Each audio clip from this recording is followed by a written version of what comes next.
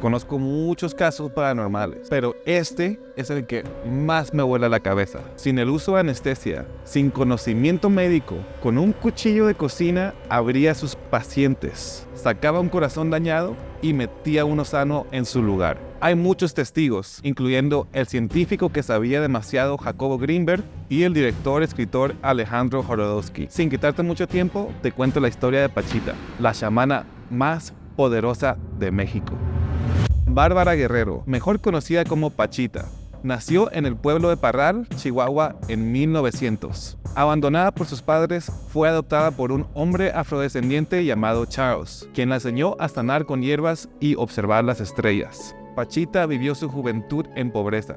Trabajaba cantando en transportes públicos, vendiendo tickets de lotería y como cabaretera. Se unió a Pancho Villa, peleando en la Revolución Mexicana contra el gobierno de Porfirio Díaz. Fue aquí cuando empezó a sanar gente herida en la guerra. Pero no fue hasta los 70s que sus poderes de sanación empezaron a hacer ruido. Pachita se mudó a la Ciudad de México y comenzó sus prácticas en un departamento que llegó a ser conocido como la Casa de las Brujas. Atendía a gente con los síntomas más mínimos y también hacía de las cirugías más complejas, sin ningún antecedente médico. Según Alejandro Jodorowsky, podría tener hasta 5,000 pacientes en un solo día. Y por eso se me hace un caso particularmente interesante, por la cantidad de testigos que hay. La gente esperaba su turno en una sala oscura. Los trabajadores hablaban bajito, como si estuviesen en un templo. A veces uno de ellos salía de la sala de operaciones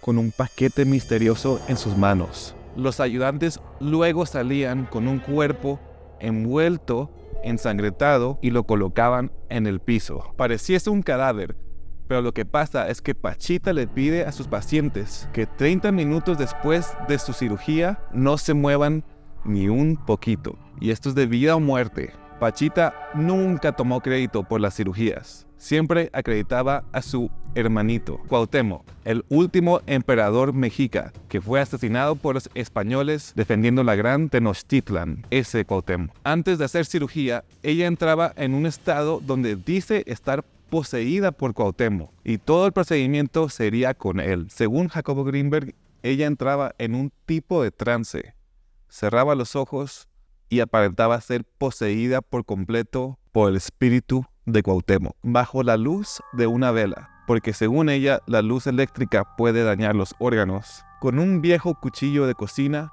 abría a sus pacientes, quienes estaban completamente conscientes sin estar anestesiados.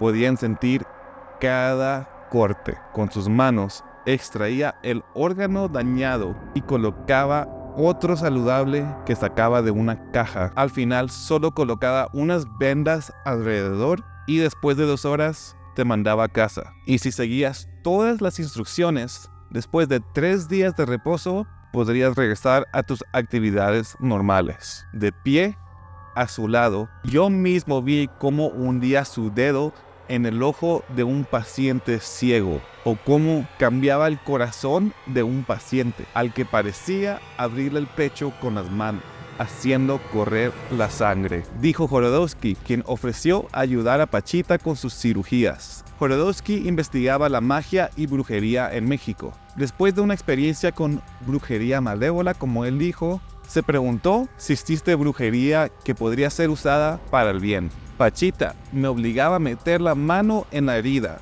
Yo palpaba la carne desgarrada y retiraba ensangrentados los dedos. De un tarro de cristal que tenía al lado, le pasaba un corazón que salió de quién sabe dónde, del depósito o del hospital, que ella procedía a implantar de manera mágica. Nada más ser colocado sobre el pecho, el corazón desaparecía bruscamente, como aspirado por el cuerpo del paciente. Jodorowsky, aparte de ayudar a Pachita con sus cirugías, decidió ser un paciente de ella. Oí el ruido de las 2 hojas de acero. Comenzó el horror. Aquello no era teatro.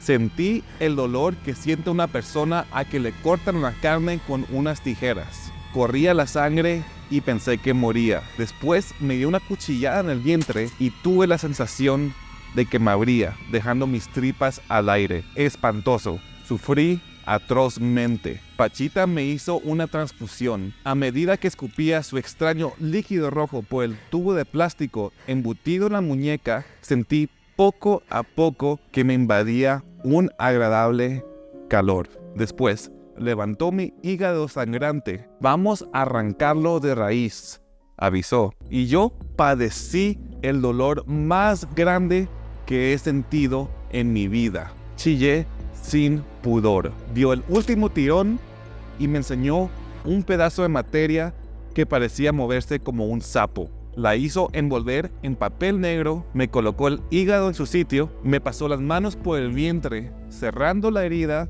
y al momento desapareció el dolor. Luego me estrechó entre sus brazos con un infinito cariño. Pachita era conocida por tener energía de mamá. Hacía sentir a sus pacientes como si regresaran a su infancia. Sin importar la edad, ella se refería a todos sus pacientes como mi niño o mi niña. La operación no estaba exenta de violencia y constituía un espectáculo bastante crudo a la mexicana. Pero al mismo tiempo, Pachita mostraba una dulzura extraordinaria. Mientras todos veían las prácticas de Pachita como inexplicables, había una persona que se atrevió a encontrar una explicación. Jacobo Greenberg era un neurofisiólogo y psicólogo bastante respetado, pero también muy controversial. Era conocido por investigar prácticas como el chamanismo, telequinesis, meditación, cosas que normalmente son opuestas a la ciencia, usando su propia versión del método científico. Pachita es uno de los casos más asombrosos que yo pudiera atestiguar. Si el paciente lo necesitaba, ella extraía los pulmones enfermos e inyectaba pulmones sanos. Greenberg tenía una relación única con Pachita. La estudió profundamente por un año y estaba al lado de ella durante sus cirugías. Compartió toda su experiencia en su libro Pachita. Increíblemente, Greenberg tiene una teoría de cómo Pachita hizo lo que hizo. Pachita poseía un control único sobre su campo neuronal, transformándolo con él a la estructura de la latice. Aunque sus efectos parecieran ser milagrosos, se basaban en el mismo mecanismo que todos utilizamos para crear nuestras imágenes o pensamientos. Durante las operaciones que realizaba, ella era capaz de materializar y desmaterializar objetos, órganos y tejidos. El manejo de las estructuras orgánicas le permitían realizar trasplantes de órganos a voluntad, curaciones de todo tipo y diagnósticos a distancia con un poder y exactitud colosales. La teoría sintérgica de Jacobo Greenberg propone un posible cambio en la manera de que vemos el universo y nuestra realidad. Pachita era una referencia fundamental para esta teoría. En 1994, la familia de Greenberg se quedó esperándolo para su fiesta de cumpleaños. Al principio no pensaron mucho porque era normal que desapareciera por unos días y no escucharan de él por un tiempo. Desapareció misteriosamente. Muchos dicen que sabía demasiado y que su conocimiento está relacionado con su desaparición.